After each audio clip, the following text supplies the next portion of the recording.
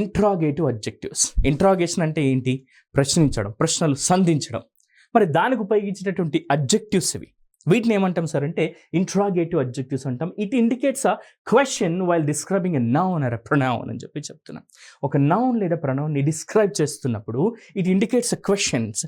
So ఈ క్వశ్చన్స్ని ఎందుకు ఉపయోగిస్తాం మనం? To get some information we pose questions. మనము సమాచారాన్ని పొందేందుకు ప్రశ్నలు సంధిస్తాము.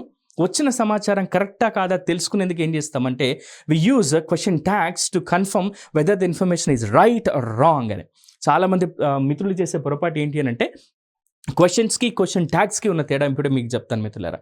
వి pose questions to get information, we use question tags to get confirmation అని చెప్పి చెప్తాం. ఏదైనా సమాచారాన్ని పొందేందుకు మనం క్వశ్చన్స్ని ఉపయోగిస్తే వచ్చిన సమాచారం కరెక్టా కాదా అని కన్ఫర్మేషన్ చేసుకునేందుకు క్వశ్చన్ ట్యాగ్స్ని యూజ్ చేస్తాం. సో అది మనం క్వశ్చన్ ట్యాగ్స్ అనే కాన్సెప్ట్ని నేర్చుకుంటున్నప్పుడు ఇంకా డీటెయిల్గా తెలుసుకుందాం. ఇంట్రాగేటివ్ అడ్జెక్టివ్స్ అంటే ఏంటి? ఇందాకే చెప్పుకున్నాం మనం. ఇవి ఒక డిస్క్రైబ్ చేస్తాయి. దేని నౌన్ని ప్రొనౌన్ని ప్రశ్న ద్వారా డిస్క్రైబ్ చేస్తాయి. వాట్, విచ్, హూజ్ లాంటి పదాలతో మనం వీటిని ఉపయోగిస్తాం.